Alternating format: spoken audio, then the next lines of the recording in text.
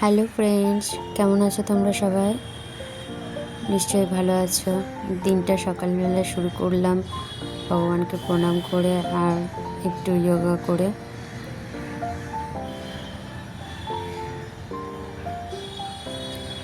আমি মাঝে মাঝে একটু হাঁটতেও যাই সকালবেলা, কিন্তু কিছুদিন ধরে আর হাঁটা হচ্ছে না।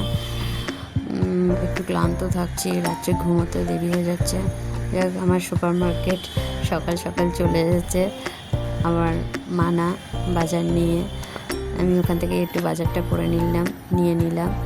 তো সত্যি আসলে সবার সাপোর্ট না থাকলে, সবার সাপোর্ট আর সঙ্গ না পেলে কিন্তু এরকম কিছুই করা যায় না। জীবনে কিছু করতে গেলে অবশ্যই সাপোর্টের দরকার, আর সব থেকে বড় সাপোর্টার তো আমার এই যে 3 সোনা। গোপুসোনাদেরকে উঠালাম, ঘুম থেকে উঠিয়ে মেয়েকে রেডি করে স্কুল পাঠিয়ে দিলাম। আজকে আর স্কুল আমি ছাড়তে যেতে পারিনি, ওর বাবাকে দিয়ে পাঠালাম। ওর বাবাই নিয়ে গেল স্কুলে।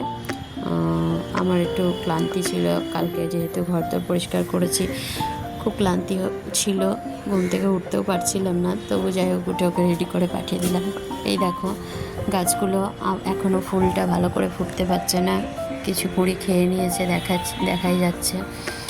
যাই হোক, তারপরে কাজকর্ম করলাম, ঘরের কাজকর্ম করার পরে আর ভিডিওটা সবসময় নিজে নিজে একা হাতে ধরে করা যায় না। যাই হোক, মেয়েকে আনবার জন্য স্কুল বেরোলাম। আমি যাওয়ার সময় স্কুটি করে চলে গেলাম। মেয়েকে স্কুলে স্কুটি করেই নিয়ে আসি, গাড়িতে দিই না, কারণ যেহেতু আজকাল দিনকাল খুব খারাপ, গাড়িতে পাঠাতে আমি ঠিক ভরসা পাই না, একটু ভয় পাই। তার জন্য নিজে স্কুটি করে ছেড়ে আসি, নিয়েও আসি। যাই হোক, স্কুটিটা স্টার্ট দিতে গিয়ে হঠাৎ করে বেরিয়ে দেখি হচ্ছে না স্টার্ট। তো ওখানে যে ট্রাফিক পুলিশ ছিল তাদেরকে বলাতে দাদা খুবই ভালো স্টার্টটা দিয়ে দিল। তো আমি ওখান থেকে মেয়েকে নিয়ে বেরিয়ে এলাম। মেয়ে তো অবাক, মা আজকে ফোন নিয়ে ভিডিও করছে, ফার্স্ট টাইম এরকম। ও তো খুব আনন্দ পেয়েছে। যাই হোক, ও ভিডিওর জন্য ফোনটা ধরেছিল, আমি স্কুটিটা চালিয়ে যাই হোক চলে এলাম। আর আস্তে আস্তে মাথায় এলো যে স্কুটিটা যেহেতু এরকম ডিস্টার্ব করলো, নেক্সট দিন যাতে ডিস্টার্ব না করে, আবার কাকে বলবো চালিয়ে দেওয়ার জন্য, তার জন্য স্টার্ট দিয়ে দেওয়ার জন্য। তো সেজন্য আমি রাস্তা দিয়ে আস্তে আস্তেই কোনো দোকান খুঁজছিলাম যেখানটা একটু দেখিয়ে নিতে পারবো, কোনো সার্ভিস সেন্টার থাকলে। তো যাই হোক, যেতে যেতে জিজ্ঞেস করলাম, এক দুজনকে জিজ্ঞেস করাতে বলে দিল সামনেই ছিল, যে রাস্তা দিয়ে আমি ফিরছিলাম সেই রাস্তাতেই একটা দোকান ছিল। তো ওখানে গিয়ে আমি যথাযথ খোঁজ নিয়ে দাঁড়িয়ে গিয়ে ওখানে বলাতে ওরা বললো যে যাই হোক, ব্যাটারিটা ডাউন হয়ে গেছে, ব্যাটারিটার খারাপ আছে, ব্যাটারিটাকে চেঞ্জ করতে হবে। আমি আর রিস্ক নিলাম না, বুঝলেন, রিস্ক নিলেই তো মুশকিল, আবার পরের দিন কাকে পাবো স্টার্ট দিয়ে দেওয়ার জন্য। তো সেই জন্য আমি ওই রিস্ক না নিয়ে বললাম ঠিক আছে, চেঞ্জই করে নেওয়া যাক। তো যাই হোক, ওখানে দোকানে চেঞ্জ করে দেওয়ার জন্য ব্যাটারিটা চেঞ্জ করে দিল, লোক ছিল দাঁড়িয়ে। তো চেঞ্জ করে দিয়ে আমি আবার ওখানে থেকে চলে এলাম।